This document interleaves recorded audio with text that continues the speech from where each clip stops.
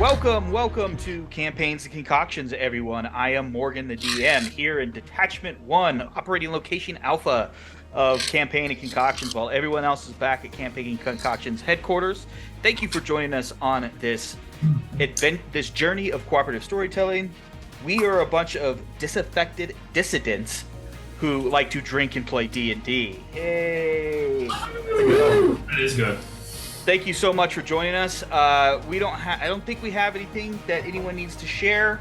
I've got some stuff in the fires that we'll get to at some point in the immediate future, but at this point, we're just really happy that you're here. You can check all of our interwebby things down in the description below, where you can find our links to our Discord, to our Instagram, all of those things. Best way to find us, though, is on the Instagram. You can just search Campaigns and Concoctions, and that'll pop up. Also, just search us on the Googles, and it'll come up. But with that all being said, before we get into actual gameplay, let's go ahead, and I'll start off this week. I do have a drink. I made a black walnut Manhattan. I did a double here. It is delicious. Unfortunately, I ran out of rye, so I actually had to use a Breckenridge bourbon. So I made a double, so that's a total of 4 ounces of Breckenridge bourbon, 10 dashes of black walnuts bitters, and 2 ounces of sweet vermouth stirred and then poured into a rock. I don't have the proper glassware. All I have is a rock glass with a large rock. So that's what I am drinking. But let's pause back over to the fellas. And hey, what are you guys drinking tonight? Go for it. Okay, so the week prior to this recording, I threw up one in our Discord that I called the Juniper Fog. Don't throw up in the Discord. That's where I'm going to look up the recipe anyways. You got to check the recipe of what's on the floor to figure out what you drink. More power to you. It starts off with 1.5 ounces of the Juniper Jones Earl Grey Gin, 0.75 ounce of the Gargoyle Plum Brandy. Currently it's at like 1/4 ounce of honey syrup, 1/4 ounce of lemon juice, egg white, so it's a sour. I dry shake lemon juice, syrup, and egg white together, add ice and liquor, shake again, strain. The one that's currently getting passed around the table is the same thing, but instead of the Gargoyle Plum Brandy, I use a Choya Umeshu. It's a Japanese dessert plum wine that I used instead. Very nice. Same process, just swapped the plum things. And that one I call the Juniper Mist. And I made a drink that I'm calling either the chocolate covered cherry or the cordial cherry.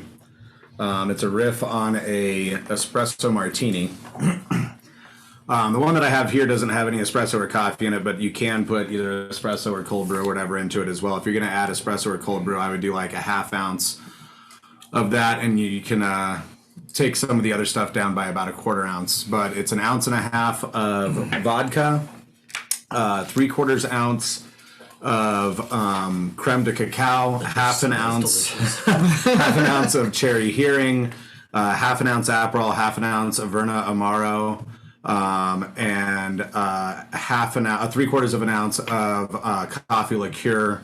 And the one that we used today was Borghetti, which was very tasty. And then I garnish it usually with 1 or 2 cherries and keep them down in the cocktail so they soak up all that delicious booze and all that creme de cacao flavor. So at the end of the drink, you have quite literally chocolate cherries at the bottom to eat. It's been very popular with my espresso martini crowd. John, it's fucking delicious. It's really good. It is really good. John. Earlier you were telling me about this drink and how it's perfect for me. It's gonna let out my inner white girl. Yes. And how you said that I might need to offer you sexual favors. No, I said that you might desire to offer me sexual favors. And I said I wasn't going to, but it's very good. Pretty good. It's pretty good. Very Look, good. I'm just saying, I have made this for several people. And in the last 2 days, I got phone numbers from 2 different people immediately after they tried this drink. Well, John, you already have my phone number, and I know where you sleep. So That's right. That's right. All right. Any other drinks that we have on the table right now? I have a homebrewed beer by my friend Bobby that is an old Jubilation clone that has been aging in my basement for the last 2 years, and it is pretty damn spectacular. Super malty and delicious. It's typically it's a I think it's a 5 malt with it's 5 different malts and a certain kind of hops, and it's great. It's great. When he opens his brewery up in Lakewood at some point within the next 5 years, you all should come. Is he really thinking about it? Hell yeah, he is. I already got him an investor. It's not me because I don't have any money. The only person I know I do spend it all on miniatures. The only person I know that has a lot of money who's also named Bob. It might just be Bob and Bob's, I don't know, or B&B or something like that. But yeah, Are they both engineers? kind of. Bob to the power of 2. The other Bob, it is. Oh, Bob to the power. Well, hopefully we can eventually make that happen, and then we can have some recordings at that brewery. That would be awesome. That would be great. But thank you again to everyone for listening. If you are interested in the cocktails, go ahead and head onto the Discord server where you can find all of the recipes of everything that we share. You can also just see the pictures that are shared on Instagram. It is pretty awesome. But with all of that, now let's get into a quick recap of what we have done. Last time we were together, the party minus Skjald were heading into the woods on the river with the riverboat captain, and eventually were dropped off, and then began an investigation of the area to see what was stopping the chef of Driftwood from finding their mushrooms. Eventually, the party found that there was a not quite wormling dragon thing that was dripping acid from its mouth. A massive battle ensued. The party came out victorious. And eventually we left off with Elle wanting to skin said creature. Oh yeah. Because they did, after a little bit of discussion, they didn't want to bring it back because it could possibly not be edible. Don't worry, John. I have its head Excellent. as proof Excellent. and for collection. Thank you. And in case you missed it, I got it by using a hatchet and water skins that has a wet saw for the venomous beast. Amazing. So we literally left off with Elle wanting to make a roll to see if they could skin. Or did you want to skin the creature, or was it that? I think he was going to cut off its hind leg to have just its 1/4 to see if we could try and figure out a way to cook it or get somebody to cook it. Yeah, I was at least going to take a haunch back. That was what it was. A head and a haunch. I will. Let's go ahead and roll a nature check for that to see if you can properly do this. Cool. What dice? Let's try this one. Is he getting a bonus if I assist or advantage? Since I've already cut something off of this, and I tend to help Elle with his experiments anyways. I would say give him advantage on that one. Alright. Yeah. That's on that one and a 16 total. Oh, yeah. Good time for advantage right there. So with the 16, you were able to cleanly chop off a hind leg. It's pretty big. I think if we were to stand it up on end, it would be taller than you, Elle. So, but of course, I mean, that's not that hard. It's a pretty low bar. You know, I'm still almost 4 feet tall. Yeah, but when it's like, you know how like animals' legs, their hindquarters are kind of compressed when you stretch it out. So it's pretty big though. So yeah, you're able to get it. I'm pretty sure that if someone in the party could carry it, so it's not much of an issue.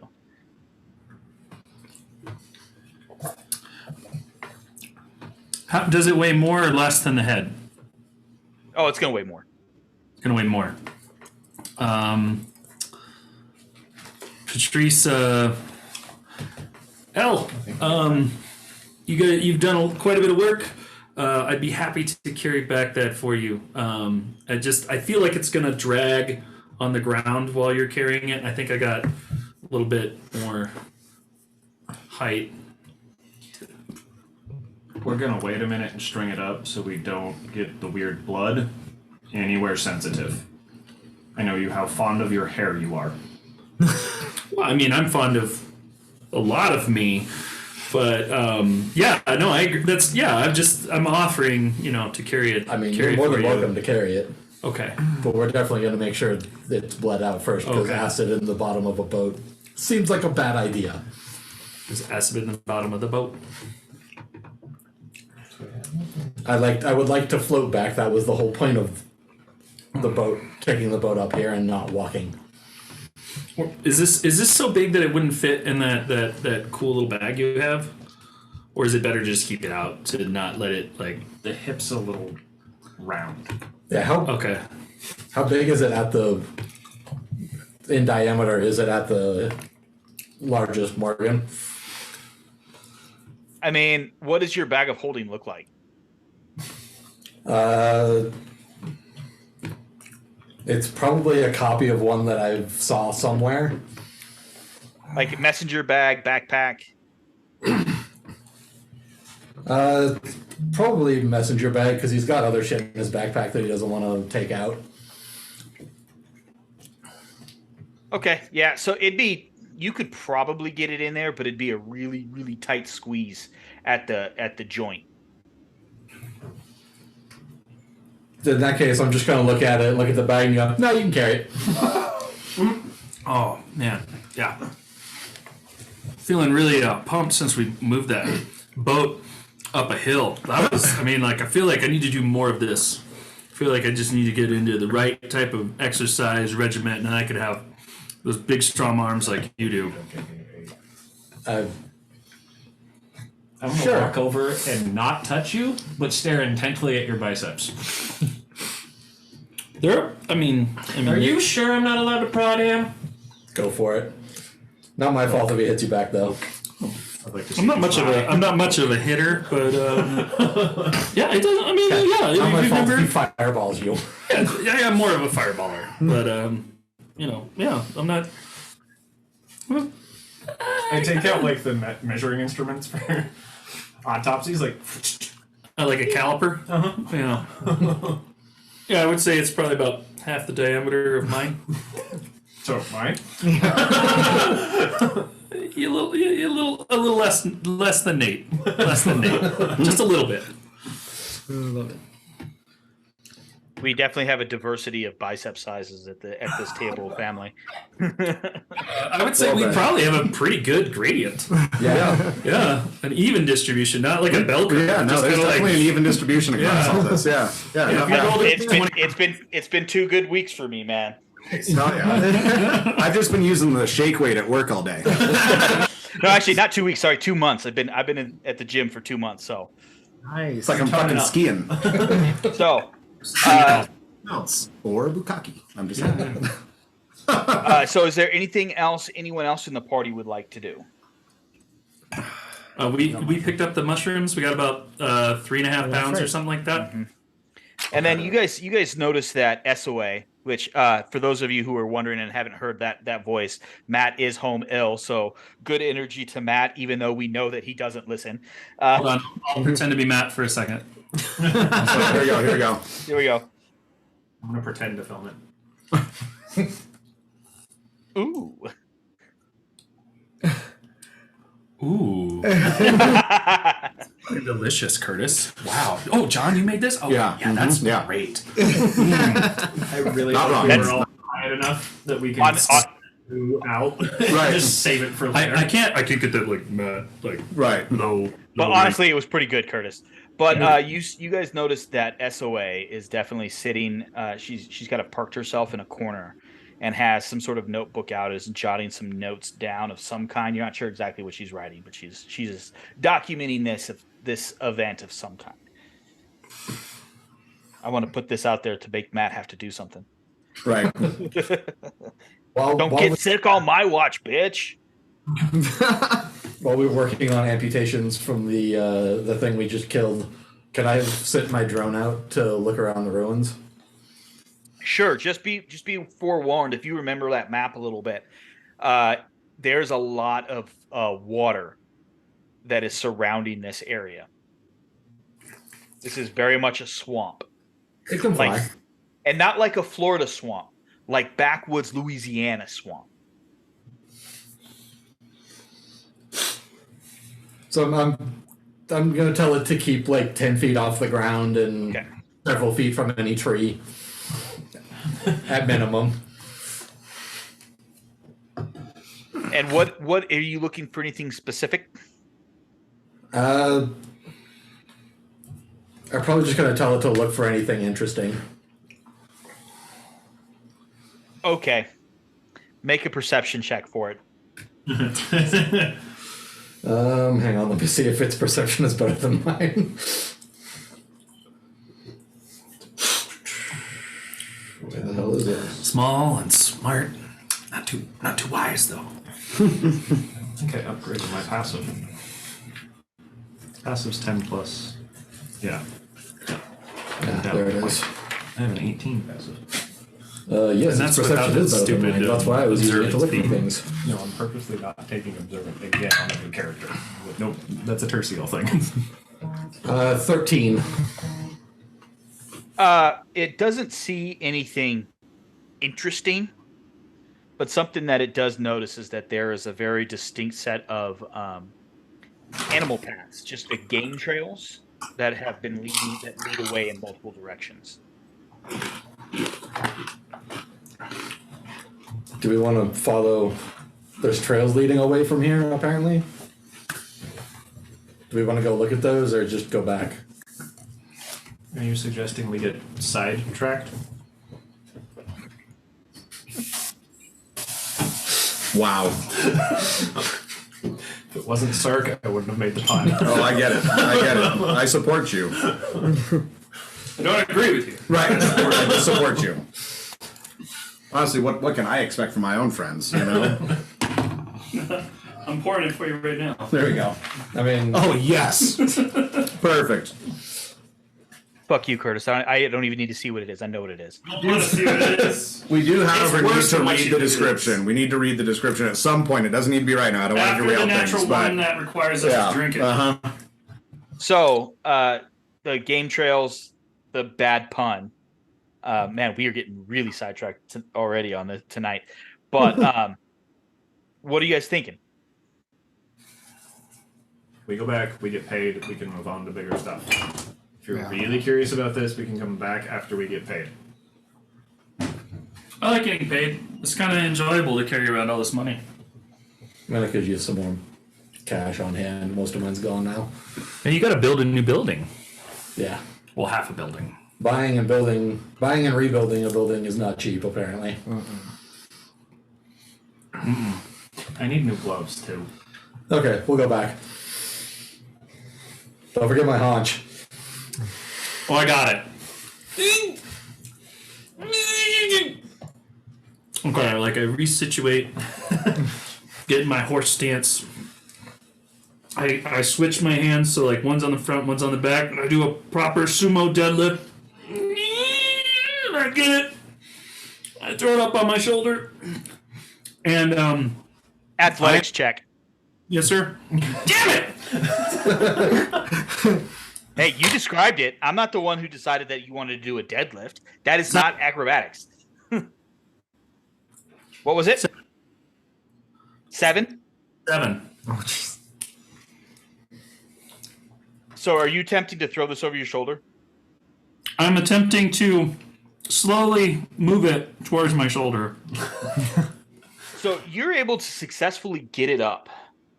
Where Yeah. you can get it up on the your shoulder, but then all of a sudden your momentum keeps you going, and you land square on your ass as you drop the haunch behind you. Am I in the water? Oh no, you're still in the ruins where you guys killed the creature. That's not like super close to the water. It's probably 50 feet from the water at least. The ruins are pretty solid, so. I look over at Sid and I say, can you help me? I think I'm good once I get it there. It's the It's the lifting Yeah. part. If you'd be so So kind as Sid to... will come up and start helping try to lift All the haunch onto. So athletic checks, you can either do them separate or Patrice can have advantage.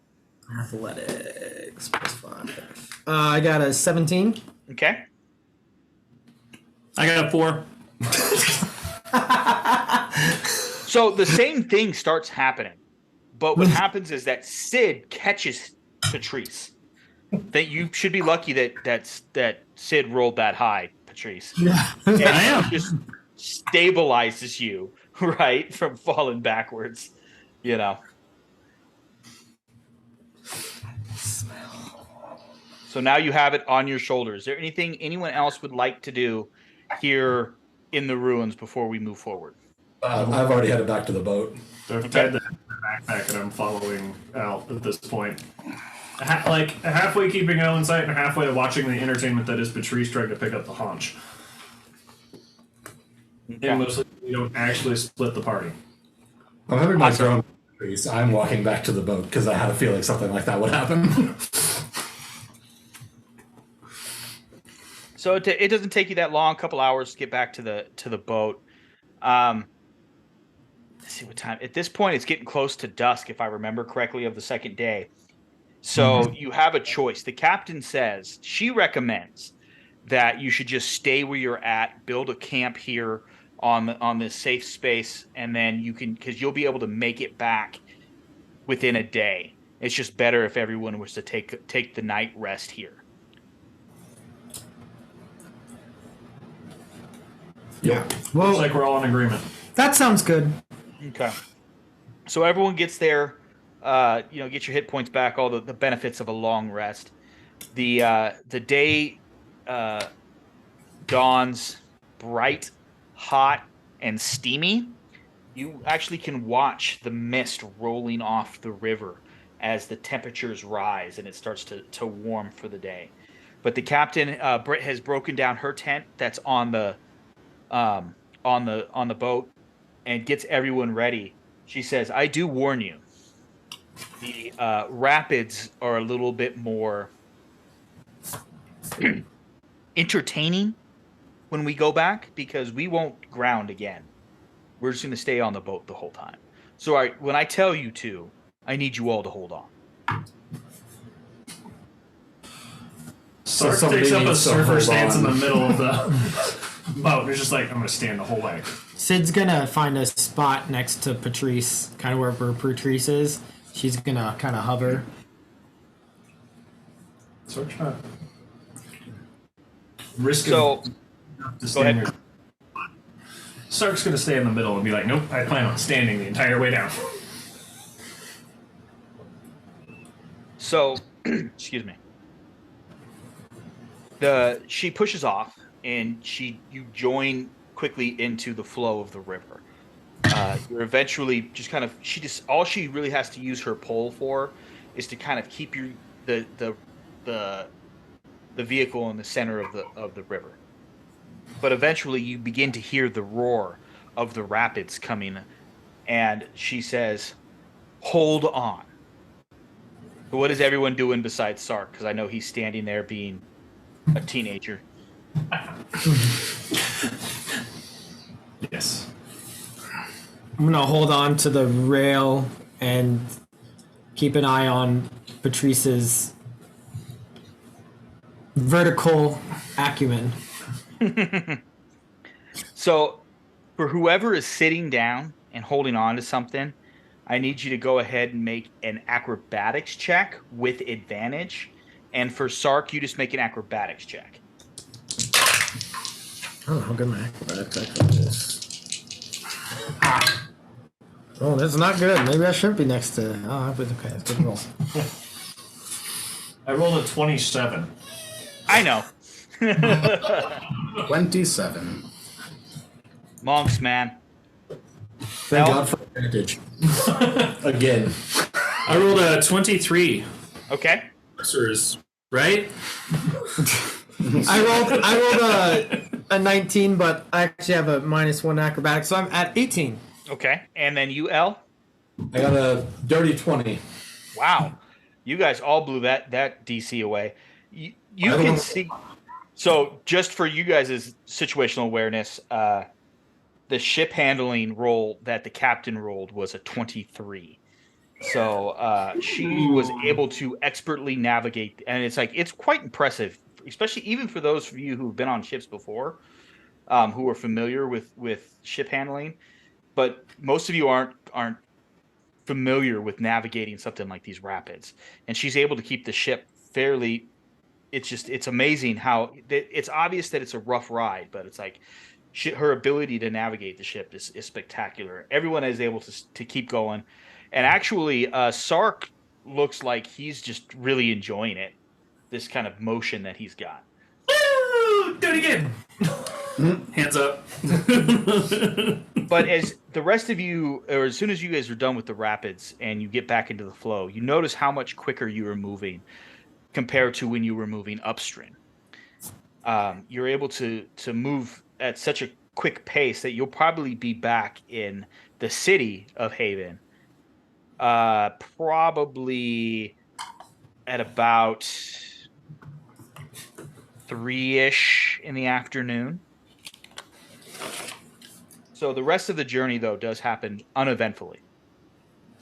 When you arrive, I believe you guys made payment already to the captain and their company. Yeah.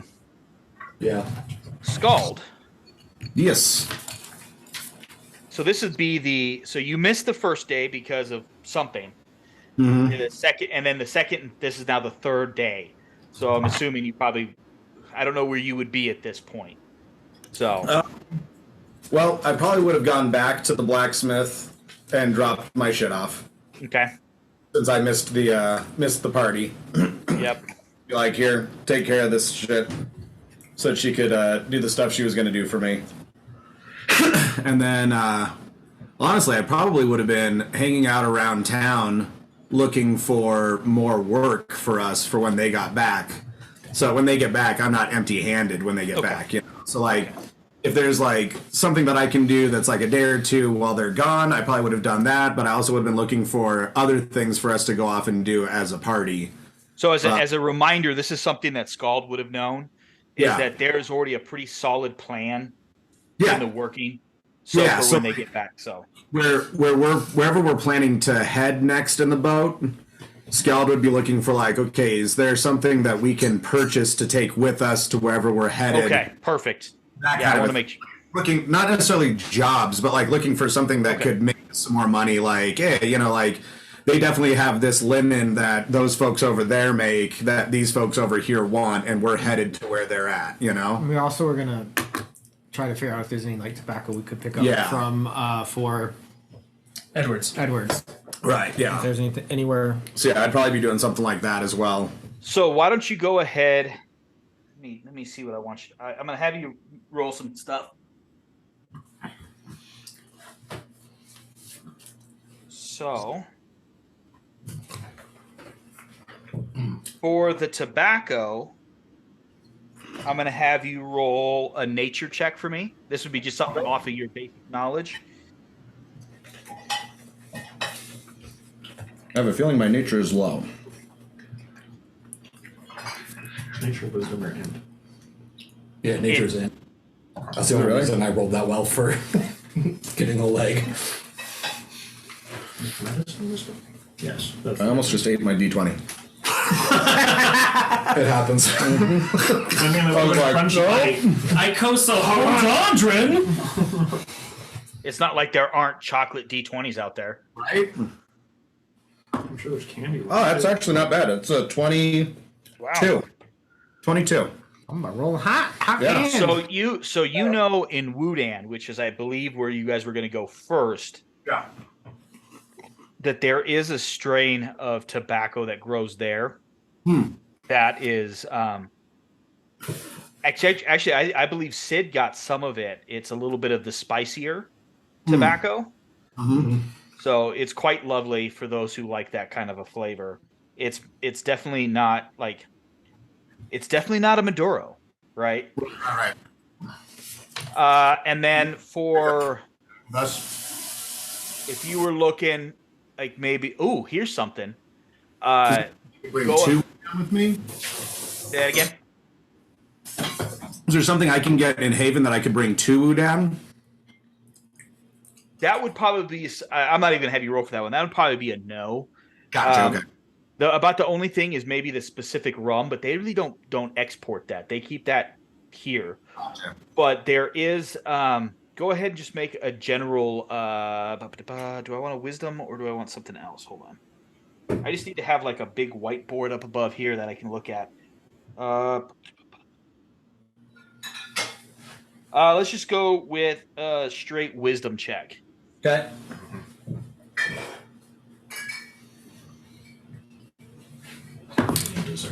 That is a natural 1 Hey! for a total of 2. Drink, motherfucker, drink, motherfucker, Oh, yeah. drink! Hold on, John. I'm coming. Cheers. And me and Curtis are drinking the No Mort. No more Oh, Curtis, where's that bottle? meme-based. Whoa! Go ahead and read the description of that bottle because I think that's worth it. Absolutely atrocious. Oh, man. If you thought that Malort was bad, Oh, God. it ain't got shit on this stuff. This is Balmer Peak Distillery's Basque No Mort. I'm going to read. You've seen me drink Malort. Malort has no effect on me. It does not faze me. And this stuff, I'm like, you gotta give me a second. I'm reading directly from what they printed on their own bottle, all right? My gums are melting. Yeah. Shit. A bitter Swedish-style liquor made with wormwood and chestnut honey. At Balmer Peak, we make our Basque with only the finest of ingredients, imbibing the expected aromas of hairspray, tire fire, and ashtray. Give it a try and find out why everyone is saying it's better, but oh god, it's also so much worse. I appreciate that. Not better at It all. is not better in any way, shape, or form. It doesn't last on the tongue as much as Malort does, but it like It's not, yeah, it's like in that way creeping it's into not. my teeth. Yeah, uh-huh. It's terrible. Yeah, it really does. I drank half the bottle on my birthday. That is Well, I didn't like drink it. the official Me and endorsement people drank half a bottle. from our group of You're so it's sinking into my teeth. Uh-huh. So you would know. So you would not know anything with that Okay. one. You don't know nothing. The Right. logo is 69 and the alcohol content is 420. Yeah. Yeah. And it's number, how many of 420? 420 bottles. Yeah, it's number 22 of 420 bottles made. So So you said that there's a rum that they don't generally export, and I would know that though, right? yeah, you would totally know that. Yeah. Is there a way I could buy a few casks? Definitely for our own consumption on the boat. Definitely not for me to smuggle out of Haven. Well, it wouldn't necessarily be smuggling because if you got them on the boat, you're fine. They ain't gonna check. Yeah. What you're gonna need to do though is so you would probably go. You would probably start somewhere. I'm not sure which. You probably need to go to one of the inns or taverns and see if you could buy a couple casks off of them. Yeah. So I'm gonna have you see where do you want to start? Which one do you want to start at? I mean, the broken boxer might be a good spot. Yeah, I'm thinking the broken boxer, yeah. Okay. Go ahead and I think- roll a persuasion check for me. It's not great.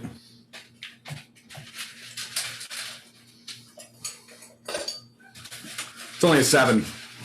Yeah, they're not willing to part with any of their casks of rum, but there are others. It's like 7 bars. Should roll 6 more. Right? Oh no. It's gonna be more delicious. Let me see if I can get to my notes of the bars. Labs. More notes. The captain. Harbor House, Edwards, Broken Boxer, Cart and Crate, Fiery Thief, Badge and Bottle, Mr. Nancy's, and Driftwood. Mr. Nansen's. So you've been to Badge and Bottle for sure. You've Yeah. been to Mr. Nancy's. Yeah. Been to Driftwood. Yep. Been to the broken box. You know what? I'm gonna go back to the badge and bottle. I'm gonna go. I feel like I have a pretty good rapport with the staff there. So go ahead and roll a persuasion check for me, please. That's a natural 1. Oh my god! You need Drink, motherfucker, drink. Cheers. I'm not doing another no more. No, thank you. That should really tell you something about it. I think Skjald is just all up in his head because he saw something cute and he got drunk with that cute thing, and then he missed the expedition and he just feels like an asshole. So he's walking and just swinging and missing, trying to make up for it everywhere he goes. All right, would you like to try again? We're playing a fantasy game. Oh, it's not real life? It's not a real life game that we're playing right now. Weird. Fantasy game. Are you sure? Sure. Is this not therapy? This is not therapy? I've been telling people I've been going to therapy. I mean, art imitates life, life imitates art. They're the same thing. That's all I'm gonna say. They're the same thing. It's all the same. You know what? Let's I don't want to try driftwood until they get back. There's Mr. Nancy's. Yeah, let's go to Mr. Nancy's. Okay. All right. 24. So after your frustrations and you just kind of this is what I'm picturing. Skjald's out there just right before he walks into Mr. Nancy's, he's kind of pacing back and forth in front of the door, just talking to himself. You just yes. I cannot believe you, motherfucker. What the fuck are you thinking about doing while you were fucking doing this fucking and then it's just My head this morning? Weird. well, dude, you and I are the same. Okay. Yeah. You take Skjald takes the deep breath, and all of that tension goes away, walks in, and then puts on his most beautiful smile and is able to roll a d6 for me. 6. You get 7 casks. Nice. All right. That feels better. So he asks. So the bartender. You know what it is he was getting ready to open up the bar for the morning. You went in there, you bought a couple of shots, and so he's going to ask you, where do you want these delivered to? Deliver them to the ship. Done. Thank you. Appreciate you. They'll be there within half an hour. And how much is that going to run me? Good question. I've never sold a cask of booze in D&D before. Yeah, right. First. Hang on. I know there's a chart somewhere of stuff. At least for reference. Pint is this much. Times minus the pine in bulk. So a mug of ale, which would be the closest equivalent, I think. It would be a bottle of fine wine is 10 gold pieces. So we'd split that in half. We'd go 5 gold pieces for a bottle. How many bottles are in a cask? Probably 50. Yeah. So we'll say instead of 5, it would be 250 gold pieces per cask. Per cask? Yeah. So 25 platinum. Yeah, a cask is smaller than a barrel. And a barrel is 40 gallons of liquid. Yeah. Barrel is what I was thinking of, not cask. So you're saying about 250 gold per cask? Yeah, I think that sounds about right. All right, let's see here. If it's a brewer's cask, so 15.5. Hey, I can afford that. I have been quite generous to you guys. You have Platinum? each 7 casks. I wasn't doing math in my I was doing that math in my head. I was looking at other math. Jesus, how much do you have? Fuck. That's a lot of gold. That's 175 platinum that it's going to cost me, and I have plenty left over. I have money left over, and I bought a building and I'm having it renovated. See, here's the thing. In the very first campaign my first campaign with Matt, I hardly gave them any money. So ever since then, I give all kinds of fucking money. Right? Yeah, you didn't bet. I bet a lot of money on that fight. I bet a lot of money. Everybody's number came in except for you and me. Right, exactly. I may not have money, but I gave everybody lots of money. I remember now. I'm going to call this treasure in my system. I remember because I What kind of rum is it? Do we have a name for it? You want to just come up with a name for it? They just call it special. when you go into the bar, you order, "Can I get the special?" Haven Special Reserve? Nope, just special. Haven Special. Just special. Right? Because it really is like you have to you have been around Haven to know. And the equivalency is Kirk and Sweeney. Out of character. Can we call it the Harbor House Special Reserve? Yes. Harbor House Special Reserve. You guys can call it whatever you want, but at every location, every place that serves this, it's just called the special. Not totally true. And it's made here in Haven? Mm-hmm. Cask of Rumway. Oh God. A lot. Google. I'll get you in a minute. It's about the size of a keg, if I'm not mistaken. 5 gallons of liquid is approximately 50 pounds, I believe. That sounds about right. A little over. As someone who once had to lug 2 5-gallon jerry cans plus a 50-pound rucksack up a hill half mile, it's a lot.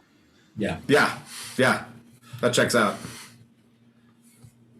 It's what, a little over 5 pounds per gallon of water. Minus a pound the world around. That doesn't help with gallons though. It does. Oxygen fully backed with you know tobacco is that 2 1,000 pints pounds. is a so it's 8 pounds per gallon. So 5 times 8 is 40 pounds. There we go. Math people. Why do I play the stupid math game with the math rocks when I don't do math? Because it's still fun. True. Because we have artists to do math for us. And Math Rocks is really only like a little bit of the game, to be honest. It really is. So, Skjald, is there anything else that you would like to do? I think Skjeld's probably pretty happy with himself at this point. He feels somewhat redeemed. How long do we think the blacksmith was going to take on that stuff? At this point, I'll let you have it. Yeah, It'd be ready. right. I think you paid all in full for that. Yeah, I paid up front. I was wearing a hole in my pocket with the money, so I just gave her the money straight out. And you were building the rest of your left side, Yeah. correct? Yeah. Oh, yeah. There you go. Okay. I need you to roll a D10 for me, Skjald. 8. Okay, cool. Thank you. No problem. See, sometimes you guys don't get to know the results of what you roll. I'm fine with that. I love it. I'm all about mystery. Mysterioso. With that, as you were coming out of Mr. Nancy's, and you see you can kind of look down the alley, and you see the casks being loaded onto dollies. Skjald, you hear some familiar voices that are from behind you, and as you turn around, you see the 5 of the rest of your party members coming up the stairs of the landing that is directly across from those ruins where the Tritons sit. And that's Gotcha. where they are coming from the rest of the day. You see Patrice lugging a massive green scaled leg. Okay. And someone carrying a head of a creature. My backpack. And right there, we're going to take our first break for the night. And we'll be back in just a moment.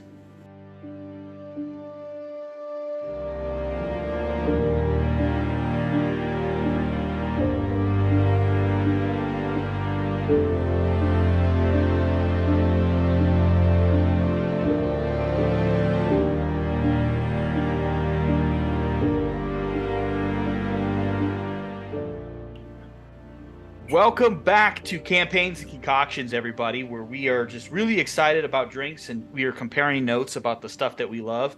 And Curtis is insulting my culture. So. That's exactly right. I don't. If I did anything, I appropriated it. Okay.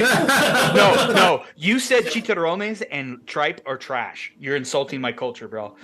Did I say delicious? Mm-mm. I They're did. trash. I said delicious. You know what I You ordered didn't say this they're weekend? delicious. I got some papusas and I got the chicharron and Pupusas is not my culture, man. I'm a Mexican. But like I'm just saying, like the other day, chicharron's delicious. It's one of my. I gotta give you shit. All right. So what have we got rolling, gentlemen, for drinks?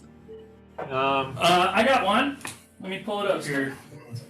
I made what's called a low and slow sour, both spelled with E's because they're it's slow gin. Made from slow berries. Made from slow berries, which is why we were talking about trash.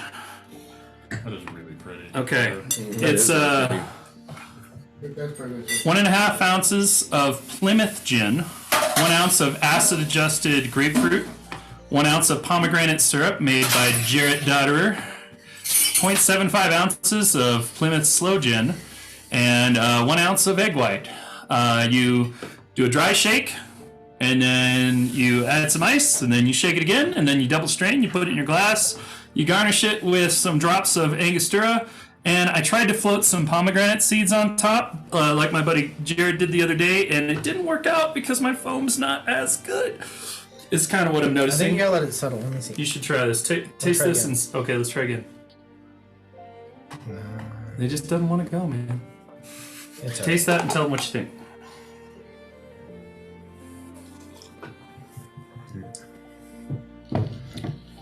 It's really close to the drink I made. Nice. But yours is prettier.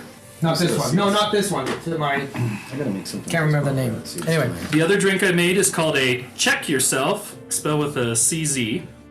I'm told I'm supposed to redo that, but that's all right. At the No, moment, I was just talking about where it's from, not the name of the cocktail. Oh, okay.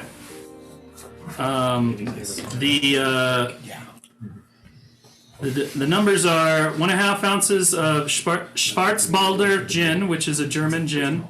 The Monkey 47 or whatever it's called. 0.75 ounces of Zucca Rhubarbo, which our friend Morgan doesn't like. A 1/2 ounce of Becherovka. Two bar spoons of Luxardo syrup, the stuff that comes out of Luxardo cherry jar. 2 dashes of grapefruit bitters, then a grapefruit twist, and it's garnished with that grapefruit twist on a pick with a Luxardo cherry on a pick.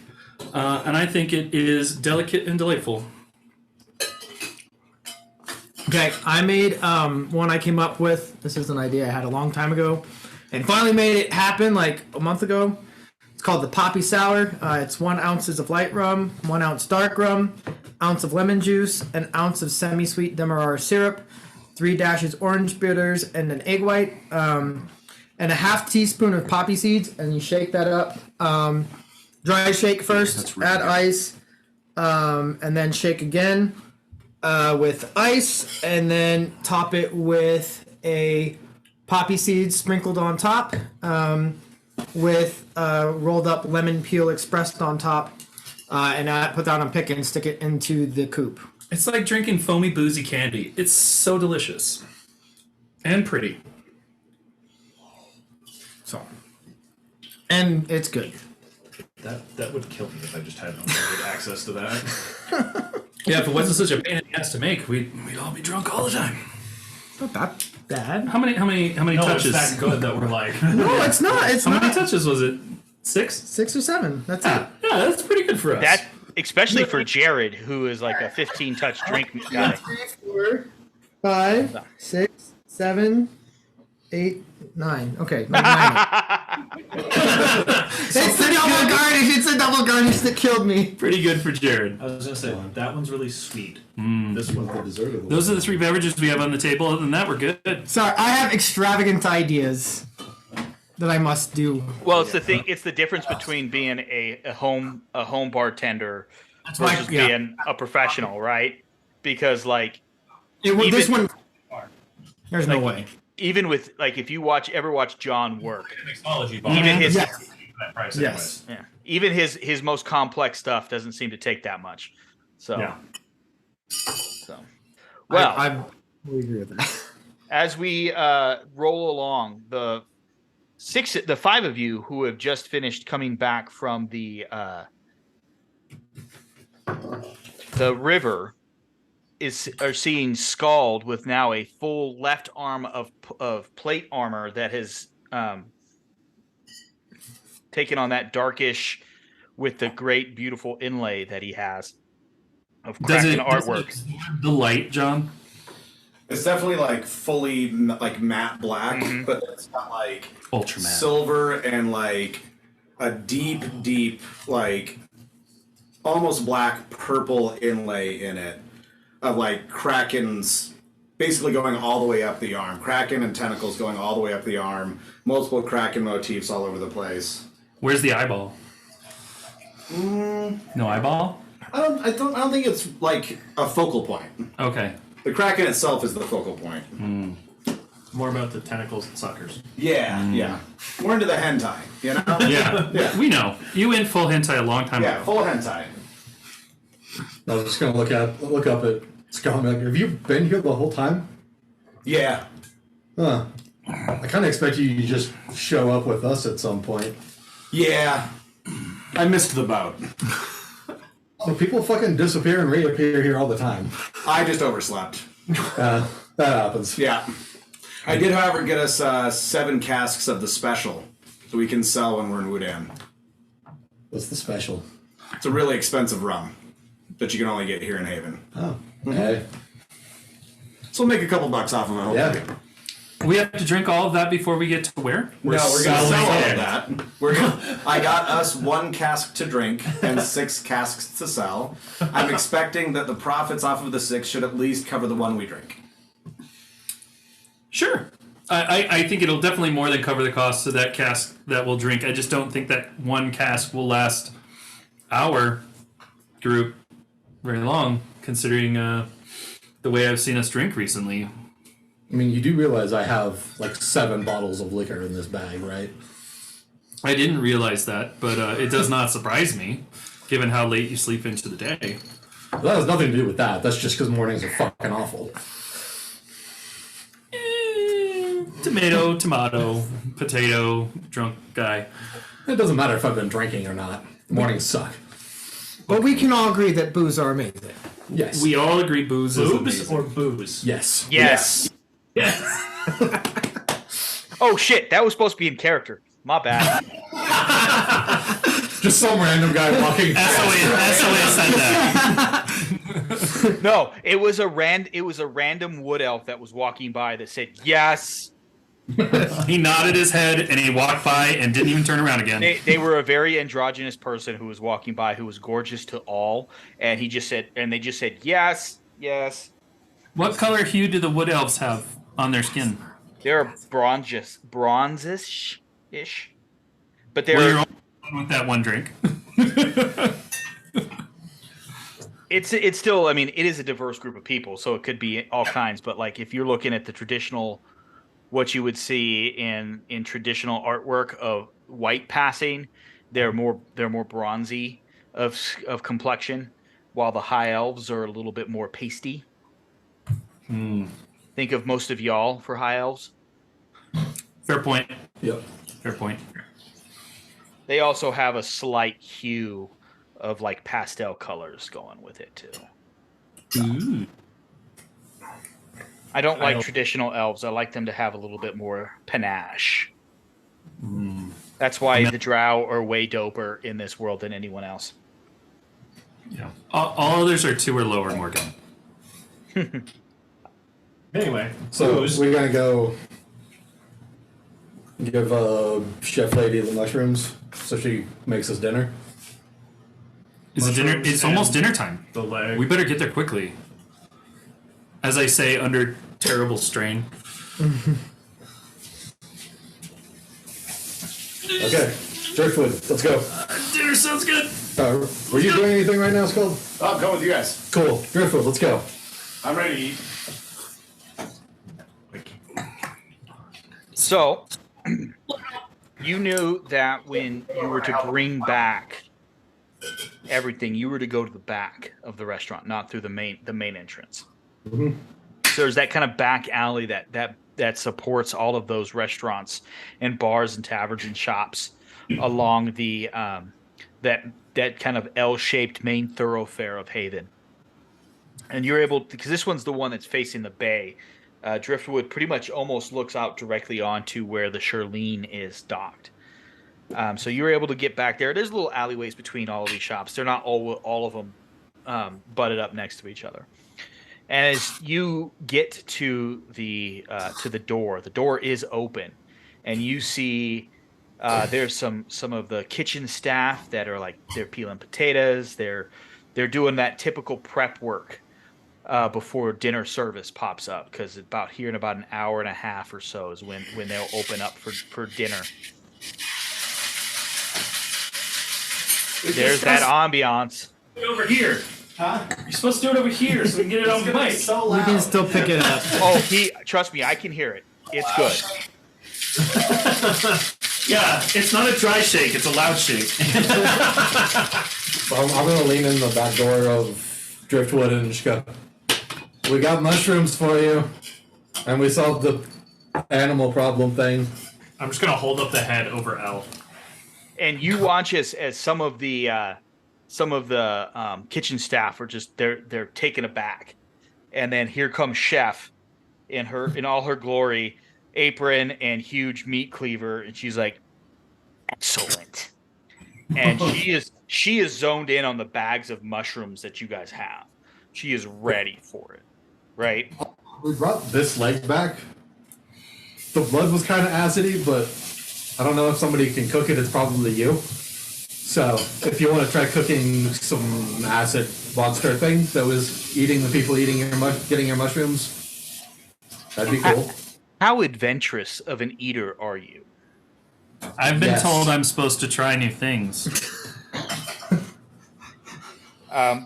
This is one of those things that if I cook it incorrectly, it may kill you. If I die, I die. Sounds like fun. We'll do it one at a time. I appreciate your adventurousness. Well, Down for a good. she kind of does that classic French chef of the, and one of the head waiter shows up, and she has the head waiter direct you to their personal washroom, which is, it's basically a full living spaces washroom where you guys can all get cleaned up, and you guys can get up. She's gonna sit you guys down in the private room after you guys get washed up, and she's gonna prep something special for the six of you. You guys are lucky. Back quickly to drop the head in my pack off. Because I'm keeping the head for other reasons. She doesn't get it. So, after you guys wash up, clean up, you is taken back to this lovely back room that has kind of like, you know how like they have the Japanese dividers in rooms, and kind of those traditional houses that you see that have like they're I don't even know how to describe wall partitions, you know, and that's what separates this room. So you can actually look in the way that the wood of this partition is divided. You can actually look into the rest of the dining room, while the other side can't see you. It's kind of that, well, you know, a good craftsman can make a two-way mirror without a mirror. So you're seated, and quickly bottles of wine, and it looks like some sort of liqueur, kind of a light pink in color, comes out. An aperitif? Yes, it's almost like it's a peach, like limoncello kind of thing. The wine is white and light and delicious.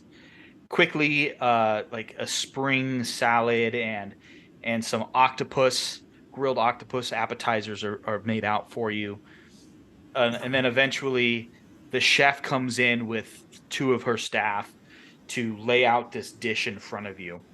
And it looks like somehow each one is individually cut. So there's a individual steak that is laid out in front of you, along with some rice, some roasted vegetables. And within that rice and a sauce that is covering the steak, you can get that earthy aroma of these like mushrooms. The closest thing I can tell you when you do taste them, like if you taste the mushrooms off of it, would be black truffle. It'd be the closest that you could probably get. I almost brought truffle cheese. I almost did. I'm sorry. Is someone wanting to experiment with this? And she tells you that how it's prepared. You know, as much as I do like to cook, I don't feel like going into that because I could get lost in the description, and I don't think that's a good thing. So Get lost, never come back. Get lost in the braise. Mm-hmm. I feel like Skjald and I both look at each other and then go for the first bite. I got twin healing word on lock. So as the two of you take a bite, it is tender and moist, and the texture is just done right. It reminds you almost of like pork, like a pork chop. And if you would, both of you guys would roll a like a history check for me, please, when you get a chance. Yeah, hold on 1 second here. I got you. I know. Blow on this. That's a 3. You gotta re-roll it. Oh, it bounced out. That's a nat 20. Drink, motherfucker. Drink, motherfucker. Drink. There we go. Shoot. Well, I gotta cheers first and then drink. I gotta re-pour since I finished my drink. Here, see, unlike John and Curtis, when I take a shot, I drink decent stuff. I got Espolón tequila. Oh, Nice. I see the bottle. No one else is drinking. I've got the Reposado. I'm such a visual person. Now I know exactly what you're talking about because I can see the John, jar. can you see why drink you that motherfucker? Yeah, sure. Did you get a picture? Can I try it? That's so fucking good. Oh, your foam is so thick. And what was yours, L? 24. So both of you have experienced this where, and this is actually Morgan speaking from experience. Generally speaking, things that have a venom or an acid with it have a little bit of spice or heat to it. So it's there with it, but it's balanced out by the earthiness of the sauce, the mushroom sauce that is with it. And it is probably the best thing that either of you have ever eaten, which says something as both of you have been around and have gone to places. And no, you do not die because she rolled a 22. Thank you. Thank God. It was a 19 on the die. That's That's the only one of the new party after a self-induced TPK. Self-induced. Right. as soon as Pretty Al much. swallows it, he just goes, "If I die from this, it was worth it." Yep. Patrice dives in head first. Oh, Dude, That's pretty much all you hear from the table for a little while. Yeah, it's just I've eaten so many mushrooms in my time. Sounds like a really, really bad gay porn. right. Yeah, exactly. These are the best mushrooms. Just the caps on them. Squeaky. Squeaky. Squeak. Yeah. You're gonna like that a lot. Oh, yum. Let's go. That's fucking Oh, it's so good once it touches your lips. Oh, it's so good.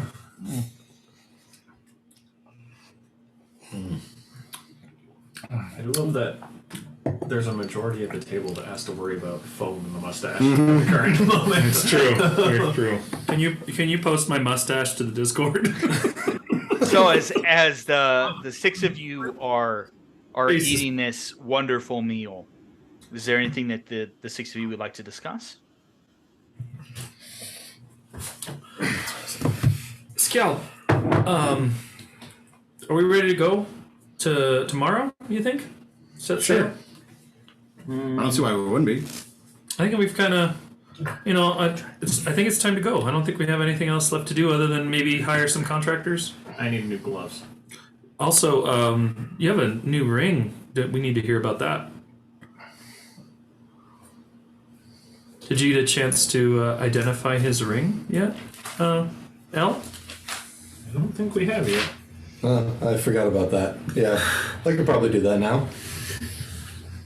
Well, after I finish. Yeah, I mean, we already ate. We already had our gay porn montage of eating mushrooms, and whatever acid crawler. So at at this point, the chef comes back in with a key lime pie, Morgan. espresso, and orange cello. I'm hungry again. So mad Sark can't eat crap right now. Man, dude, Sark is missing out on 90% of the campaign. Jesus Christ. I do a pretty good job of feeding my characters. I went to Gallo the other day, and they make their own limoncello, and it was It so is good. spectacular. I was slightly disappointed with Gallo. It was really, really, really good, right? But it wasn't what I was hoping for. But the limoncello made it wonderful. Pomegranate seeds. Pomegranate. Jesus. Or arrows. Oh, fuck yeah. Nice. SAT for Jared. I had to look it up. I'm So- assuming it would also be called arrows as well. The corn. Because it's like, yeah, Because totally. it's got the seed in the. and the Sorry, I digress. Yeah. Oh god. Yes. We're nerds about everything if you haven't caught on. Yeah. We all have our nerdiness. So, what are you gonna do with this ring, Al? I'm gonna cast. Well, first, can I tell if it's magic? I don't know if we've done We that did. yet. Yes. It is? Okay. Then I will cast Identify. I think it was like a dragon ring, if I'm not mistaken. Oh yeah, Like it's a- the ring from the Dragon Board we handed over to. Yeah. What's her name? That's right. Yeah, and it looks like a dragon's kind of like skull. I'm remembering my descriptions right because I forget my own fucking descriptions. It's a dragon skull now.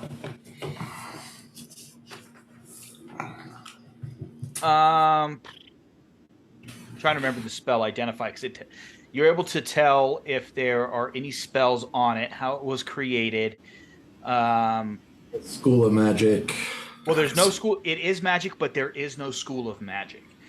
So one of the fun things about magic in these multiple planes that we have is that there's a few elements that create magic without falling into the ideals of the schools. Because even though the schools are a couple millennia old, they're still new in the terms of magic.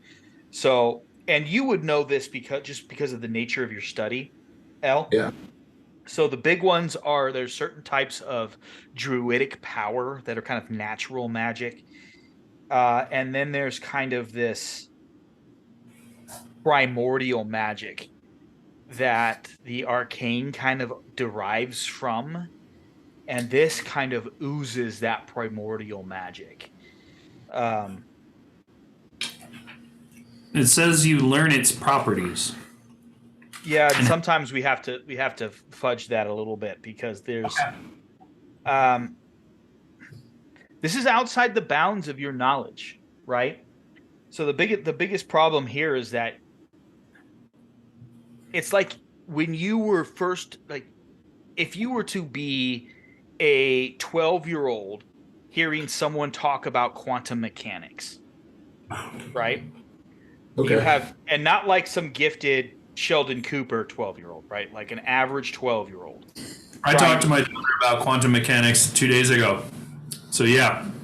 So, like you Okay. actually do understand like that you are learning the properties of this magical item.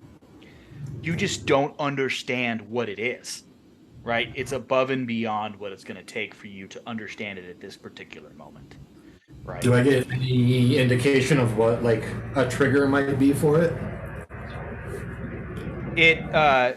So it's the use of it, like how to activate it. You do understand. You could right now use it if you were to attune to it. It does require an attunement. You just don't know what it would do. Cool. Then I will hand it back to Sarka and tell him it requires it. You got to attune to it, but here's how you activate it. Don't know what the fuck it does, so probably not in here. We should do it in that shack you guys have just in case. I don't know if I have enough money to rebuild it at the current moment. I have money. Okay, right. Pause. Because I have it written down and was stumbling across it for looking for the ring stuff. I don't keep the head because she was going to pay me 200 something. I think 200 gold for the head. Yeah, And that's right. per mushroom. How much was it per mushroom? 5 silver. And we got 3.5 pounds Yeah. to 1.5. You and I got like a half. We can scratch the the reward of the mushrooms, and that's dinner. I want the 200 for the head. So you got the 200 for the head. Okay. 6. Shit, that didn't work down either. Mushrooms are light too. Yeah. Like way much. 30. I would say maybe 50 a pound.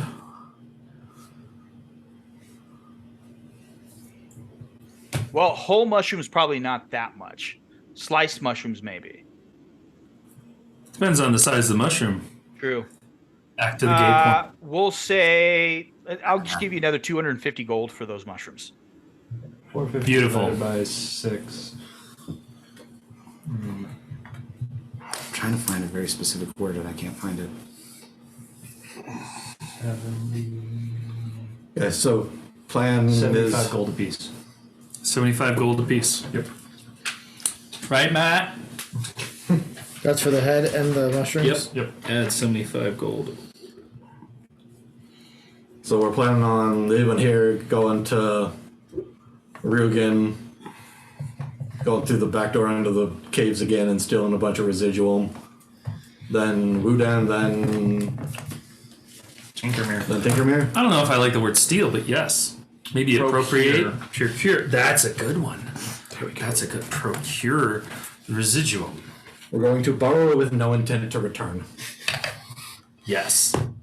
With intent to sell at a profit of all profit. I'm keeping some of it. Well, yeah, I mean you Still gotta profit. That's true. I mean you gotta sample the goods, right? You have to know if it's pure, uncut residuum, told. and you gotta rub it on your teeth. I don't think I've ever seen anyone do that with residuum.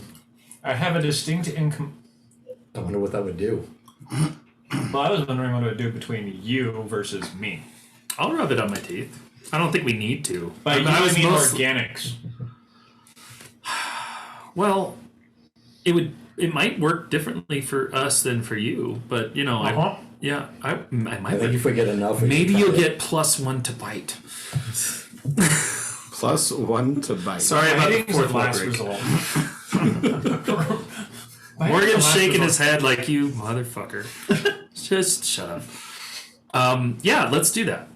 You guys can hope and wish. That doesn't mean that shit's actually going to happen. No, of course not. No, we're speaking of our goals. Our hopes, our dreams. As is our nature, we just assume we're going to win. Tread lightly, for you tread upon my dreams. Yeah.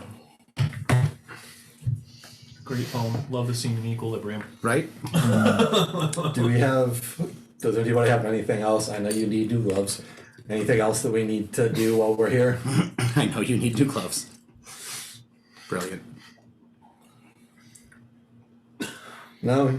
Then go get gloves before we set sail in the morning. Or tonight. I don't know if anywhere's still open. I mean, all I want to do is say goodbye to my mom, and then I'll see you guys later. See you guys later at the boat. I'll go check the forge before we go back, but otherwise I'll be waiting for them in the morning. Okay. Anyone else got anything they want to do? I want to spend money. Well, what do you want to spend money on is the question. I don't know. I mean, I'm hoping for special gloves. I'm not expecting special gloves. Yeah. I'm just hoping for special gloves. I mean, nothing really should. We've checked everything, and Yeah, everything's pretty. We bought out, so carry on.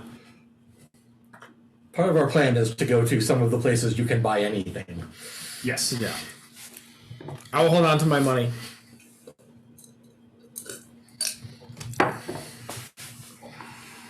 Okay. But So, I drink At the- until we go to the boat. well, I mean, it is early enough in the evening that if Sark wants new gloves, you can get new gloves. I will go do that if it's early enough. Just so I'm not holding up the boat leaving at first chance. Makes sense. So, the best place to get gloves is the same place you get the rest of your armor, which is going to be the blacksmith. Master. What the fuck is her name? Master Lindor. Yes, like the chocolate. Just like the chocolate. A little chocolate We balls. should have put chocolate in here. We have chocolate. So, I want to leave that I chocolate. should have done creme de cacao. Oh, I should have done creme de cacao with the pomegranate. So, as you walk in, Master Lindor is starting to close down the forge for the evening, so that the roaring fire is actually more now of a dull orange, as everything is starting to wrap down. The three gnomes who are in the back, I believe they were gnomes, who were pumping the billows, have now come out, and they're kind of cleaning up the front space. She greets you as she's like, at this point, like her apron is no longer up and it's kind of sitting down, and she's, as always, wearing the in-universe equivalent of Dickies and a sports bra, and her musculature is quite impressive. And for those of you if you've found lesbian lumberjack TikTok, you'll know what I'm talking about. I don't know how I ended up there, but I'm very happy I did. Love one of their Christmas videos. Yes, that one. Happy holidays. That's exactly that one. Or John knows Claire on Twitter. Yeah, Maximum. exactly. So shout out Maximum Claire. You are awesome, and you're the inspiration behind this woman. So she comes up to greet you, and she kind of dwarfs, or even you. She kind of towers over you because she's a Goliath. I'm average height. I'm not surprised by this. She's not a Goliath. Thought she was half orc. Half orc. That's correct. Yeah, I think so. She's one of the two. So she's Schrodinger's half orc Goliath. Right. Yes. Well, I mean, half orc. She's half something and half orc. So she's a half Goliath, half orc. The very first one we've ever created in D&D. She is spectacular. Big buff lady. With cool tusks. Exactly correct. She would have been really good at shot put in high school. Right. And so she greets you into the store, and she asks you what you need, and she directs you over to the gloves, and she has quite a few. She tells you that she actually does not make the gloves. Actually, one of the gnomes does. Most of the really intricate leather work are done by the gnomes, and there is a plethora of gloves. Everything from a simple brown leather fingerless to dyed colored leather gloves that a aristocrat would wear. So basically, tell me what you're looking for, and I will tell you if they have it. Okay. One, the greeting. Sark gives her the once over, but not the like you're hot. It's the you have very interesting muscle groups. I'm getting distracted. Are you sizing her up? Sort of. Gloves, I would be looking at I'd probably get a set of just plain leather fingerless, and then a set of like reinforced worksman's fingerless. Okay. If there's not anything special as far as non-mundane. Other than the quality of the craftsmanship, there's nothing special about these gloves. Okay. So Yeah, just like reinforced, basically, I want my knuckles reinforced, workman's gloves style, and then a set of plain fingerless. So total for all of that, 3 gold pieces. I leave 5 behind. Okay. Cool. Use my thanks and hurry out to not keep them. All right, so Patrice, I'm going to stop your whispering. Talking about drinks. I get that, but we're trying to play some D&D here and record a podcast. And I'm bitter because I don't get to drink all of the drinks. So And honestly, Morgan, I've been on a sweet drink roll all night. You would love every single one of the drinks. Except the one I made.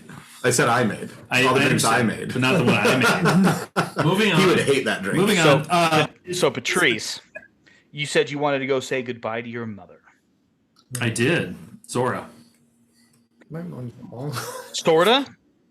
Zora. Oh, Zorda. Okay, I thought you said sort of. Zora. Okay, Zora.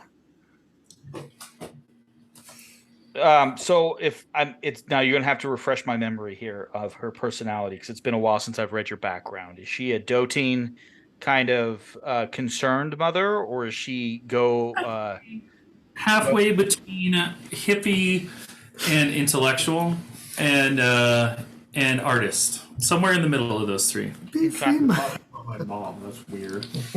Yeah, that's the first thing I thought of too, Nate. I mean, I know I haven't met your mother, but we've talked about her enough that that was my first thought. So as you go home, you walk in, and your mother is there. It's still early enough that the broken boxer is not really hopping yet, so it's probably just the fellas there at the bar. But your mom is there, and she turns around, and the glow of happiness caresses her face as she looks at you. And she says, "You've been on an adventure, haven't you?" You little bit. I've been trying new things. I've been kind of seeking out new stuff. It's been good. That is exactly what I've always wanted for you. You have been so caught up in here and now and trying to be like, it's great to be present, but at times you need to explore and seek out new things. Mom, it took a while. I think part of me was scared, and part of me was just really focused. But I met some new people, and it's going really well. We're doing good things. We're making a difference, and quite a bit of money too. So that's I mean that's not your concern, and it's more Dad's concern. But I have more money than I've ever seen in my entire life right now. So. Well, why money cannot buy you happiness. Money can buy things that bring you joy. Like these delicious mushrooms I just had. Holy shit, they're delicious. Oh, God. Did you go to the Driftwood? Oh man, I have been trying to get your father there, and he just doesn't want to go. Well, I'm gonna leave 2 platinum on the counter for you, and you just put a little note on there to take me to Driftwood, and then Carl's just gonna have to get off his ass and take you. I like this new spunkiness that you have, son. Yeah, I'm a little less reserved. It's true. It's nice when you have the opportunity to really explore every aspect of yourself. And when you come back, I look forward to learning about your adventures because I sense that you have places to be. Yeah, I got some things to do. So we're headed out for a while. I'm going out to sea. We'll be back, and who knows when? Maybe a month, maybe 2, or longer. But it's gonna be a long journey. So just thought I'd stop in and say hi and tell you that I love you and give you a kiss on the cheek and say you're a great mom. And so she reaches and grabs from a hook in your house, kind of like this wood thing that hangs, and she grabs this like silk scarf and says, "I know that you have a hard time sometimes controlling that wildness that's on the top of your dome. This should help." What color is it? What color do you think she would have? Because I don't know your mom as well as you do. Lavender. There you go. It's lavender then.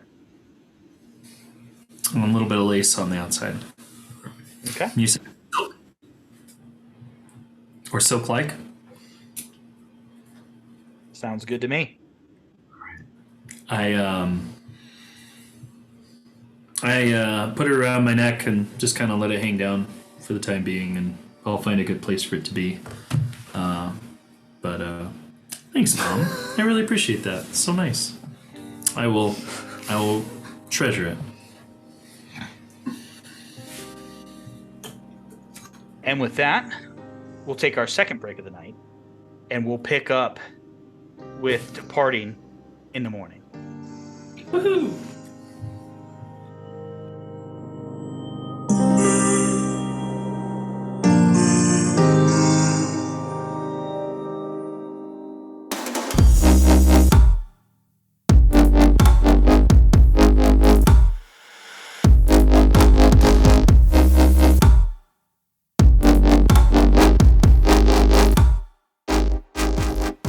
Welcome back to Campaigns and Concoctions, everyone, where we are a table full of booze right now. So please tell me what you guys are drinking right now.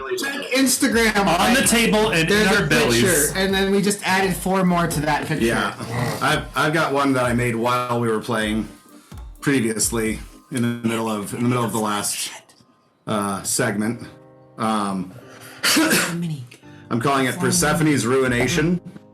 It's 1 ounce Slivovitz plum brandy, 1 ounce Hakutsuru plum wine, 3/4 ounce lemon juice, half an ounce of gargoyle plum brandy, half ounce Aperol, half ounce of pomegranate syrup. Honestly, if I had had more pomegranate syrup, I probably would have done like 3/4 of an ounce to an ounce and left out the gargoyle most likely. But that was the last of the pomegranate syrup, and then 1 egg white. Thank you, Jared. Yeah, thank you, Jared. Dry shake and then wet shake and strain up. The picture that you're going to see is in a martini glass. I fucking hate martini glasses. They suck. Yeah, They're fuck useless. But I don't have any coupes here yet because I took all my coupes to the bar because we didn't have any there. And I'd rather make money and put our drinks in slightly less pretty glasses. But I would normally put this in a coupe. And then I garnished it with a lemon twist that I floated on top of the foam and used as a bed for pomegranate seeds to go in. Arrows. Pomegranate arrows. Jared didn't know this corrected term us. till like 2 days ago, so give me a break. Really close to areolas. We should remember. We should remember it, yeah. We should remember that. It was very tasty. I might also switch it up and maybe add, switch it up and take out the lemon juice and instead replace it with like a lime acid orange juice. And add, I forgot that it was there until after I'd made it. And then also add some creme de cacao to it because I think the pomegranate, the creme de cacao, the orange juice, and the plum together is going to make this really nice, like, sweet, dark chocolate sort of flavor profile. So next time that we have pomegranate syrup, we'll see if we can't make that happen. All right, next. All right. So I decided to name this. I've been playing with this drink in actually Discord. So if you aren't on Discord, please do. We post drinks as we make them at home. So this one I named tonight the Northern Expanse because I feel like it's finished. 1 ounce rye whiskey, 1 ounce reposado tequila, 0.5 ounces of Verna, 0.75 ounces simple syrup, 2 to 3 dashes Angostura bitters, and then 2 to 3 dashes walnut bitters, stirred and strained into a chilled glass, lemon peel expressed on top. It's perfect. It is delicious. This is a perfect drink. This is really good. It's perfectly balanced. It's everything you want. It's just right. Yeah, it's rock solid. So, and that's going up on Discord right now. God, it's so good. I have to try. I also made a I call it a South by Southwest sour. Jesus Christ. A nod to what's Pippin's real name? What's the actor's name? Peregrine. Yeah. Peregrine? Yeah. His real name is Peregrine. No, the actor Monaghan? Is it Monaghan? his No, that's real the name other is one. Peregrine. Dominic Monaghan is the other one. That's Mary. Okay. But in Master and Commander, he says South by Southwest, and I just love it. This is called the South by Southwest. The drink. Yeah, I was thinking Hitchcock. South by I Southwest. was thinking Austin. Yeah, The same. reason it's called a South by Southwest is because it's got Batavia Ararak, which is a rum-like drink from Indonesia. It has 2% rye in the mash bill, or not rye, 2% red rice in the mash bill. I've not tasted anything like it. It's really interesting. It's super interesting, and it needs to be explored more by this continent. Yes. So And 1.5 by me ounces. specifically. Yeah, by John specifically. 1.5 ounces of Batavia Ararat, 0.75 ounces of lime juice, 0.5 ounces of Averna, 0.5 ounces of cherry herring, 0.5 ounces of Luxardo syrup from the jar, an egg white, 2 dashes of cherry bitters, dry shake, ice shake, double strain into a glass, garnish with Ango drops on the top. I didn't put a cherry on a pick in there. I don't think it needs it. No, I don't think so. I think It was very I think tasty. It's, Very tasty. it's really good. Yep. I like it. I've never tasted anything like it. It's so good. I also made another plum drink. So I did, this time I did the gargoyle plum brandy and what was the name of this one? This dessert plum wine. The Choyo? Choya, which is a dessert plum wine. It's a very sweet plum wine. So I did that with the gargoyle plum brandy. I did some creme de cacao. I did some lemon juice, and again, forgot about the goddamn lime acid orange juice. It should be the lime acid orange juice. And I did an egg white on that one as well because Curtis was complaining about not being able to get good foam on his egg white sours, so I had to put an egg white in there to show him how to do it. So John explained that you want to break the seal when you're doing your dry Look, shake, or during the dry shake. During the dry shake, you want to break You're the the seal. engineer. You know that gas expands. You got to give it somewhere to go. Dude, my gas expands all the time. I'm aware. But when you're the reason that you put citrus with an egg white, and by the way, you should always do about 3/4 of an ounce of citrus to one egg white. Citrus, it's the same concept as ceviche or a meringue, right? So essentially, the citrus or the acid in the citrus is cooking the egg white, which is what keeps you from getting salmonella. But it essentially turns it into a meringue whip, and that cooks. It's effectively cooking the egg white, which means that it is releasing gas, which is part of what makes it foamy. And if you don't give that gas anywhere to expand to, You gotta fart your tin. You got to fart your tin. It will the gas will actually crush the foam, and that's why you don't get a good foam. Is because the pressure is crushing the foam back down into itself. And for if anyone who doesn't believe that, there is plenty of evidence of cultures who cook their fish in citrus acid, and it's delicious. So Ceviche is completely cooked. There is no heating process. It is only cooked in acid. It's an exothermic reaction, Right. which adds heat. So it actually does bring it up to temperature, and it gets rid of Right. salmonella. It cooks off the bacteria, Yep. the listeria, because it's done over a certain amount of time. I don't know if you guys know anything about there's a heat time versus temperature graph that Right. the USDA put out. You do not need to cook your meat to 165 degrees.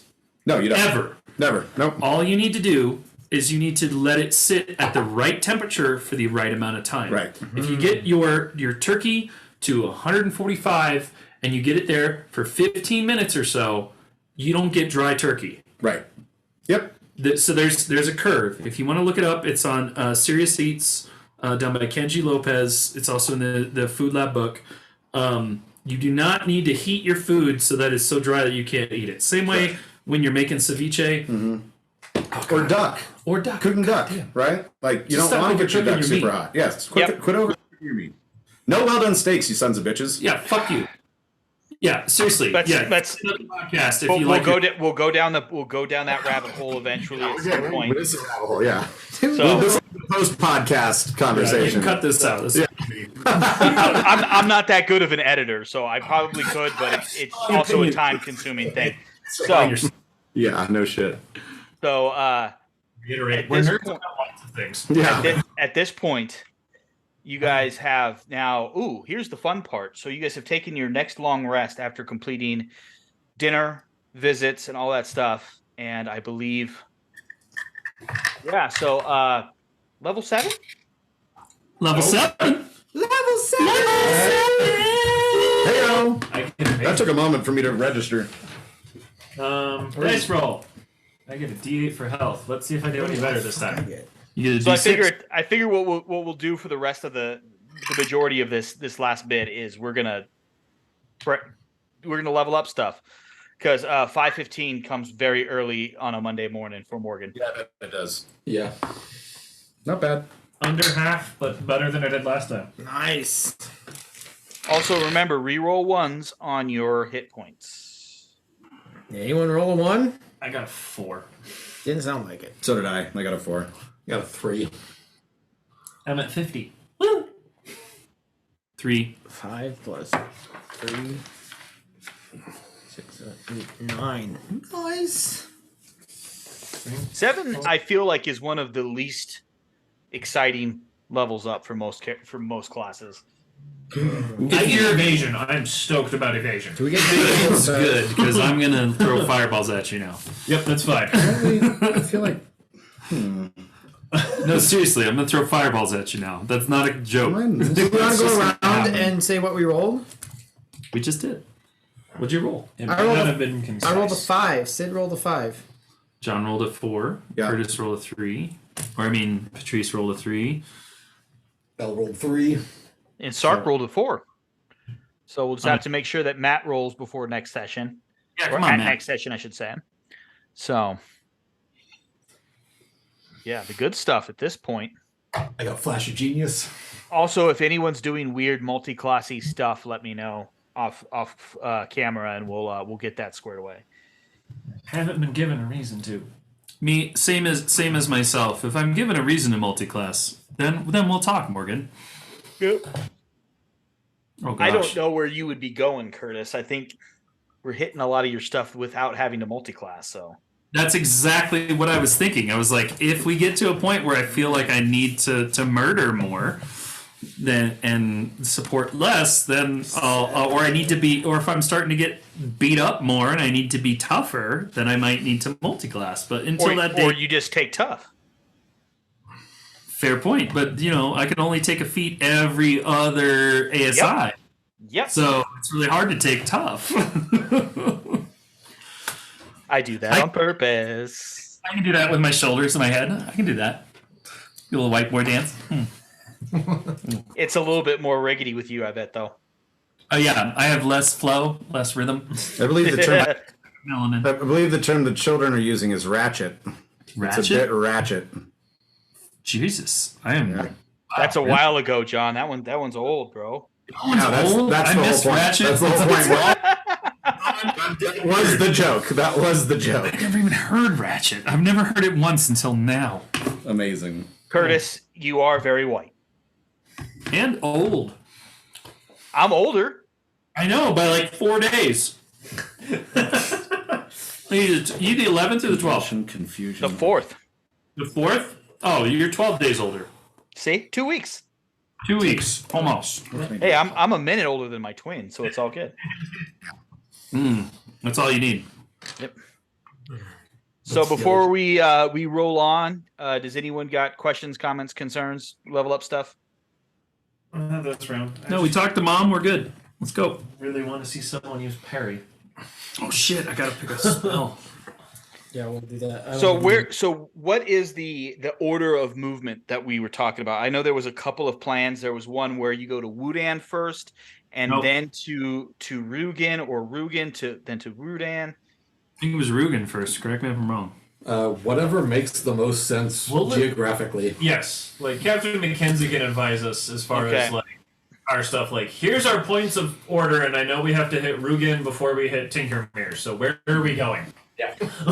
So Basically. your best bet is going to go to you'll take a big swing, and then you're going to go airborne, and you're going to go to Wudan. You're going to go to one of the main city that you're going to go to, because it's pretty much a direct, straight northern shot. And then coming back south, you're going to go to the south and to the east. We'll take you to Rugen, and then from Rugen, it's a little bit less of a straight shot, but still pretty straight down to, at a minimum, the Tinkermerian outpost on the northern coast of Seacan, and then that can direct you guys to where you need to go from there. But Captain McKenzie can get you there as well, because he has obviously been to at least Bergheim, and most likely to Tinkermere. Sounds good. All right, Wudan first it is then. So the captain steers the ship nearly directly south. And for about the first 2 hours, you guys are going in the wrong direction. But eventually, he takes a big starboard swing, and you hear that creaking sound of wood as things begin to turn and twist. And eventually, you feel at first the momentum of the ship slow down. But eventually, as you begin to shift, there is a gentle lift as the ship begins to take off from the water. I believe that for Patrice and Sid, at a minimum, these are the first times you guys have been not on sea, been flying on a Definitely flying Probably. ship.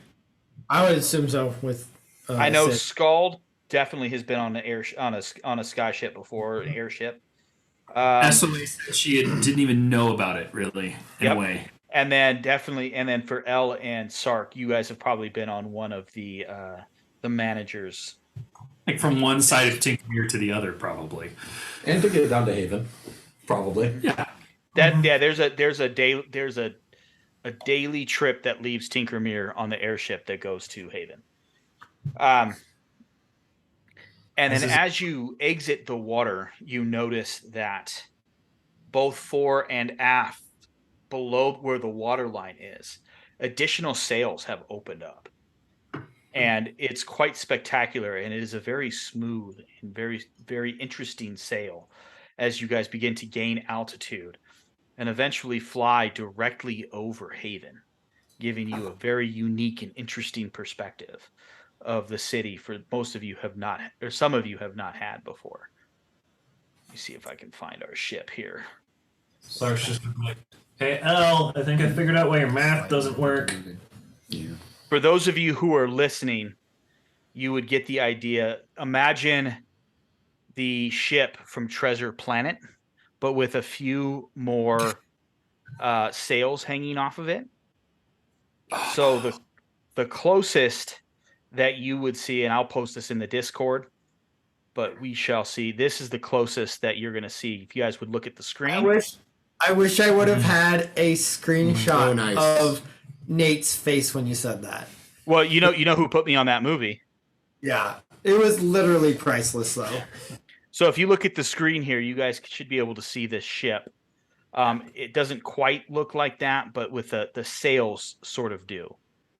So Hanging down like fins from a walrus or a seal. yep, that is a very good comparison.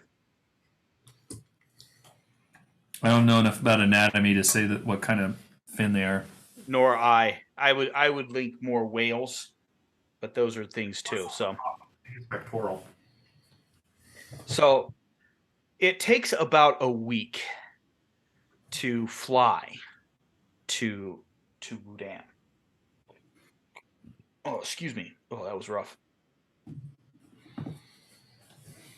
The temperature doesn't really drop much. You're still pretty much in the tropics as you continuing to the north.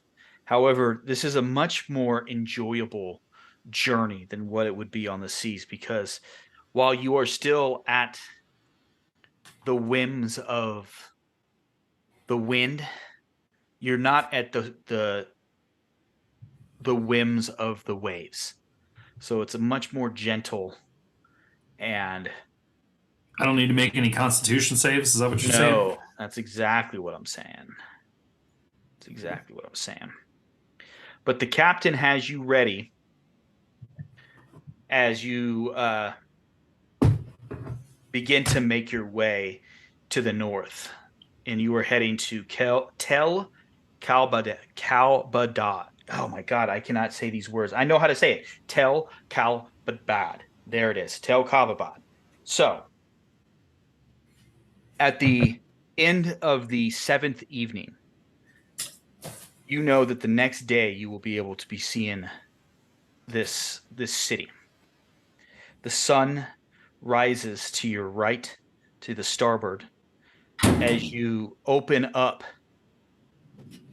the views as the sun crests the horizon. Are we headed south? No, you're heading north. Okay. That's why east is to the right. Yep. You see 3 islands off the southern portion of a large teardrop-shaped continent. It's kind of upside down, so the point of the teardrop is pointing south.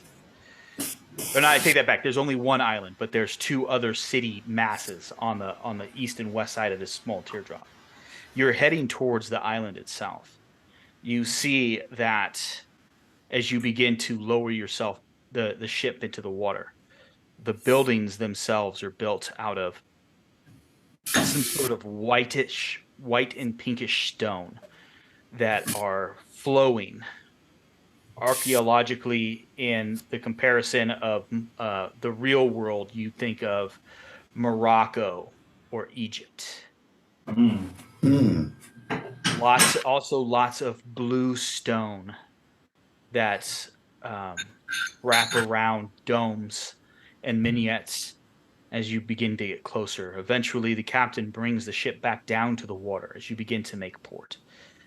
You slowly enter into a safe harborage as the sense of roasted meat, hot spices and peppers, and beautiful baked bread begins to waft over you as you enter the pier. I don't know about you guys, but I'm getting hungry. Yes. The sounds of bartering, of merchants yelling at each other, of just a very boisterous city life reaches your ears. This city is much larger than Haven. For those of you from the Syndicate, El, Sark, and Skjald, this would probably be about the size of Sayo, about 650,000-ish population. Okay. Pretty good sized city. So that's the smallest city in the Syndicate, but it's still pretty solid, right? How does that compare to It's about the size of Denver. It's a little bit smaller. Where you're from was what you're thinking, right? Krubak Do? Yeah. It's probably a little bit bigger than where you're from, but that's also the largest city in the legation. The legation doesn't have large cities. Some of the cities, like if you had gone to Scythe, which is probably where you exited from, is a little bit bigger, right? So there are some comparable cities over on that side of the world. But the ship lands, a customs agent steps aboard the ship and asks if you are carrying any goods for sale. Is anyone going to declare anything? Yeah, I'm gonna see if there's a market for these casks of special. He will definitely say yes, and he does require that there is an import tax of 5 silver per item, and he wants to inspect them to make sure that they're properly sealed. Wait, am I talking to a port authority? Yeah. Well, I have nothing. I have absolutely nothing for sale. Okay. Yeah. Sorry, I'm trying to come up with a name for this cocktail. I apologize. I'm not fucking talking to a cop. So give me a deception check then, please. I was gonna say, I was like, that's why Sark wasn't saying anything. He's like, this isn't my business. Nice. Uh-huh. Nice. That's at least a 20, dirty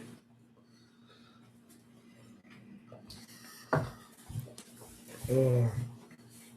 Deception? Yep. 20. Dirty 20. So he jots down a note. He asks you for the name of the ship. The name of our ship? Yeah. No, this is me in character. Yeah. The name Yes, of the our... name of your that's what he's saying. Yes. Oh. The Darlene. He writes it down. He turns it over and hands it to you to sign. I write an X. Okay. And I say, I'm sorry, I don't know how to sign my name. He doesn't even question it. He takes it. He writes a few notes. He says, "Welcome to Tal Karbadad, enjoy your stay. Thank you. He walks off the gangway down, and he walks over and just gets back to his post, and he's fine. Nothing seems to be of any difference. So you have now arrived on the continent of Udan, in one of the major magiocracy cities of the continent, where you will now be seeking out the house where the job was at. Yeah. And that's what we'll pick up in a couple of weeks. All right. Very nice. Wudon! So thank you so much, everybody, for joining us, as always, on this adventure of cooperative storytelling. You can always find us at the link down in the description, but the best way to find us is at the instagram.com, and then in the search bar, search Campaigns and Concoctions or Campaigns and Concoctions Pod. We will pop up. You will see all the delicious drinks that we made. Even Jared took a really good picture down of the table. That's really nice. But before we go, does anyone have anything they want to share before we go? No? I did, and I can't remember what it was. That's all right. We've got some stuff. I think all of us have stuff cooking that we want to share. We'll get after it. If anybody's in the Denver area, come see me at my bar. You know, What's the name of your And bar? that is called? I'm at the nearby bar in Denver. Excellent place. It's one of my favorite bars I've ever been to. It's amazing. Hopefully, some of our favorite TTRPG folks in the area are going to come in and see me pretty soon. We were talking on Twitter about it, and if that happens, I'll definitely put up some pictures and stuff, and maybe we can turn it into a TTRPG community party at the bar. Oh, that'd be fun. For those of you who are there, enjoy it. Enjoy the space. So, but with that, I think that's everything. I hope you all have a wonderful next couple of weeks. And until next time, drink well. Drink well.